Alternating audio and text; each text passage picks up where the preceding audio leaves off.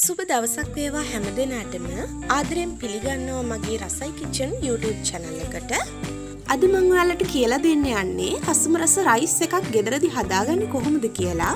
මේ රයිස් එක ගොඩක් පහසුවෙන් හදාගන්න පුළුවන් රයිස් එකක්. අපි බලමු මේ රයිස් එක හදාගන්න මොනවද ඕනි වෙන්නේ කියලා. මේ රයිස් එකට අපිට ඕනි චිකන්. මම චිකන් එක අරගෙන තියන්නේ හොඳට තම්බලා අරගෙන ඊට පස්සේ අපි මේක හීනියට කපාගෙන චිකන් එක මම ගැඹුරු තෙලේ බැදලා තමයි අපේ රයිස් එකට මම පාවිච්චි කරන්නේ. ඒ වගේම සිහින්ව කපාගත්ත ලීක්ස්, කැරට්, බිත්තර 3ක්, ඇස්ට්‍රා එකක්, සිහින්ව තලාගත්ත ඉඟුරු සුදු ලුණු. තව මම සෝස් එකක් හදාගත්තා. ඒකට අපිට අවශ්‍ය වෙන්නේ තක්කාලි සෝස්, ඒ වගේම සෝයා සෝස් දෙක එකට මික්ස් කරලා තමයි මම මේ සෝස් එක හදාගෙන තියෙන්නේ.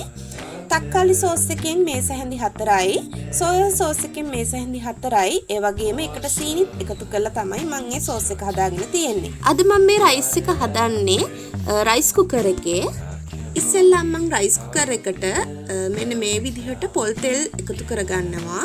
පොල් තෙල් මම මෙතනදී මේස හැඳි ප්‍රමාණයක් නම් මැන්නේ නෑ. ඇත්තටම කියනවා නම් අපි අරගෙන තියෙන එළවලු ප්‍රමාණයට හරි වෙන විදිහට තමයි පොල් තෙල් අපි ගන්න ඕනි. මම මේ පොල් තෙල් එකට ඇස්ට්‍රා ස්වල්පයක් මෙන්න මේ විදිහට එකතු කරනවා.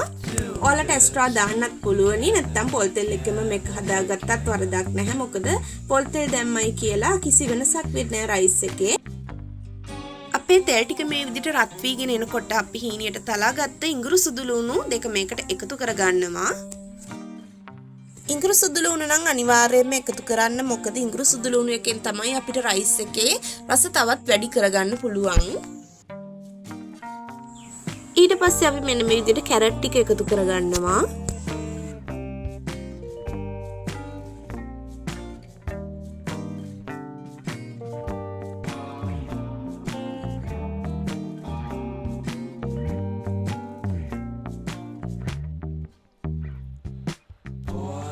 ඊට පස්සේ අපි මෙන්න මේ විදිහට ලීක්ස් ටිකත් එකතු කරගන්නවා.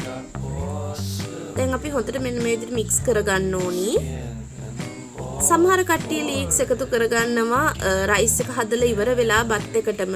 මම එහෙම කළේ නෑ. මම මේකටම එකතු කරනවා.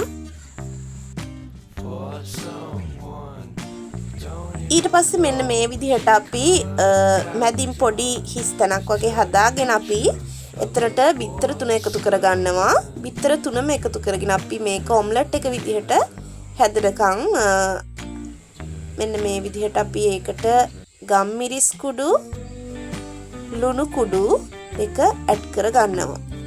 මේක අපි චුට්ටක් ස්ක්‍රැම්බල් කරගන්න ඕනි. මෙන්න මේ විදිහට.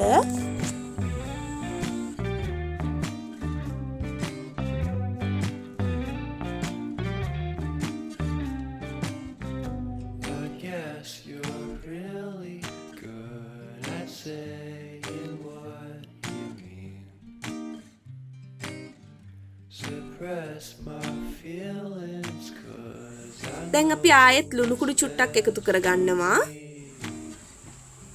ඒ වගේම කෑලි මිරිස්,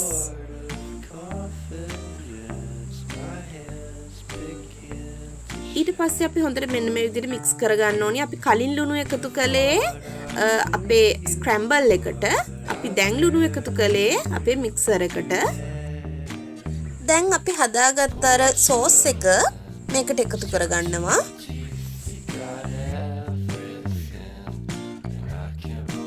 අපි දැන් මේ මික්සර් එක හොඳට මික්ස් කරගෙන ඊට පස්සේ මේකට අපි එක බත් කෝප්පයක් එකතු කරගන්නවා. රයිස් එකක් හදද්දී අපි හොඳට මතක තියාගන්න ඕනේ අපි බත් එකතු කරනකොට හොඳින් රස්නේ අඩු වුණ බත්, ඒ කියන්නේ සීතල වුණ බත් තමයි අපි මේකට එකතු කරන්නේ. එතකොට අපි රයිස් එක රෑ වෙලා හදනවා නම් අපි උදේ වගේ බත් එක ගහලා තිබ්බට කමක් නැහැ. මොකද බත් එකේ හොඳටම රස්නේ අඩු වෙලා තියෙන්න ඕනි. රස්නේ නැතිම සයිස් වෙලා තියෙන්න ඕනි. සීතල බත් නම් ගොඩාක්ම හොඳයි රයිස් එකක් හදන්න. දැන් අපි බත් කෝප්පේ මේකට එකතු කරගනිමින් මෙන්න මේ විදිහට හොඳට මික්ස් කරගන්න ඕනි.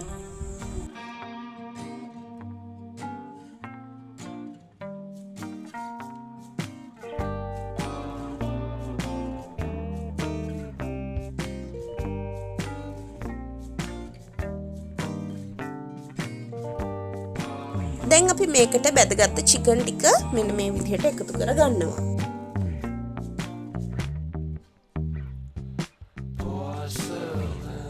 දැන් ආයෙත් මම මේ රයිස් එක මෙන්න මේ විදිහට මික්ස් කරගන්නවා. ඔයාලට මේකට තව ඇඩ් කරගන්න පුළුවනි.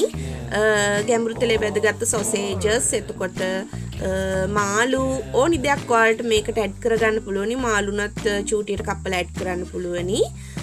මගේ රස අනුව මට තව තක්කාලි සෝස් වගේම සෝයා සෝස් තව චුට්ටි આવොත් හොඳයි කියලා හිතුව නිසා මම තව පොඩ්ඩක් මේකට ඇඩ් කළා.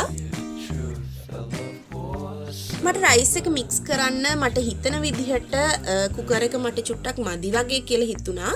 ඒ නිසා මම රයිස් කුකර් එකේ තිබුණ අපේ රයිස් එක වෙනම තාච්චියකට චුට්ටක් මාරු කරගන්නවා. ඉතින් මේ තියෙන්නේ අපි හදාගත්ත රයිස් එක. ඔයාලට පුළුවන් මේ රයිස් එක ගෙදරදී try කරලා බලන්න. මේක ගොඩක් පහසුවෙන් හදාගන්න පුළුවන් රයිස් එකක්. මේ වගේ රස වීඩියෝ එකකින් ආයෙත් දවසක හම්බ වෙනකන් එහෙමනම් ගිහින් එන්නම්. හැම දිනකටම සුබ දවසක්. මතක ඇතුව මගේ channel එක subscribe කරන්න කියලා ආදරෙන් ඉල්ලා සිටිනවා.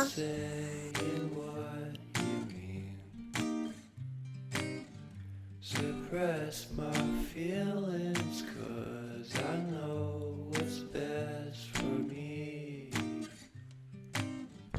Feel sure